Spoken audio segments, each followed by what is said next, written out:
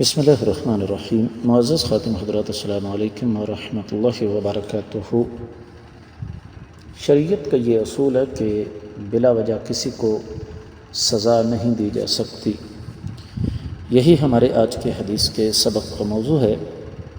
مشکوٰۃ المصابیح، کتاب القصاص، باب ہے ان جرائم کا، ان غلطیوں کا جن پر کوئی سزا وغیرہ نہیں ہے۔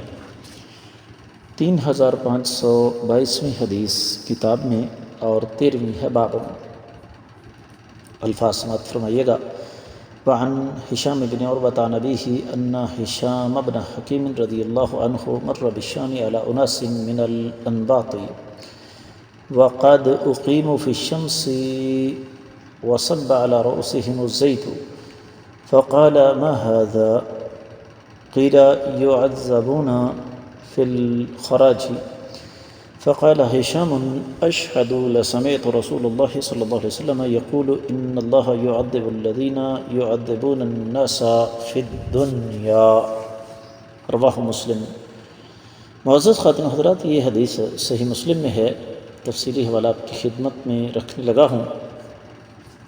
صحیح مسلم کتاب البر والصلہ، یعنی حسن سلوک، صلہ رحمی اور ادب کا موضوع 33واں باب ہے۔ جو شخص لوگوں کو ناحق ستائے۔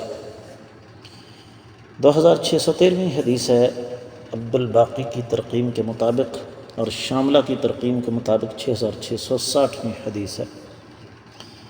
اور صحیح مسلم میں صرف 6660 نہیں، 58ویں حدیث بھی ہے، 6658۔ سنن نبی داؤد میں 3045ویں ہے۔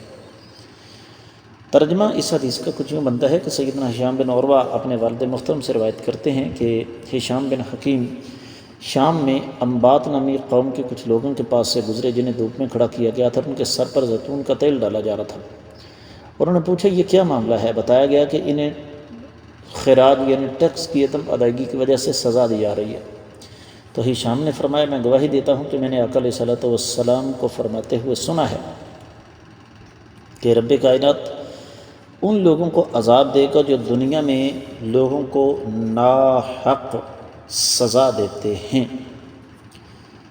معزز خاتون حضرات، اہل علم نے اس حدیث مبارکہ کے حوالے سے جو کچھ ارشاد فرمایا اس کا خلاصہ میں آپ کی خدمت میں رکھنے لگا ہوں، اور وہ یہ کہ جزیہ کی وصولی میں ظلم کرنا جائز نہیں ہے۔ اسی طریقے سے معقول وجہ بتائے بغیر کسی کو سزا دینا بہت بڑا جرم اور ظلم ہے، اور وہ بے شک سزا لینے والا غیر مسلم ہی کیوں نہ ہو۔ اگر کوئی عذر ہو تو اس کو سزا دی جا سکتی ہے، لیکن اگر کوئی عذر نہیں ہے تو سزا دینا مناسب نہیں ہے۔ اور پھر سزا اگر دینی بھی ہو تو وہ بھی اس طرح نہیں جس طرح کہ سزا دی جا رہی تھی۔ ظاہر بات ہے غیر مسلم اسلامی حکومت میں رہتے ہیں تو ان کی مجبوری ہے اسلامی حکومت میں رہنا، اور اسلامی حکومت میں رہتے ہوئے وہ ٹیکس دیتے ہیں۔ اگر وہ نہیں دے سکتے تو ان کو اس قدر سخت سزا دینا یہ شرعی طور پر جائز نہیں ہے۔ اس حدیث مبارکہ سے بنیادی بات ہمارے سامنے یہی آتی ہے۔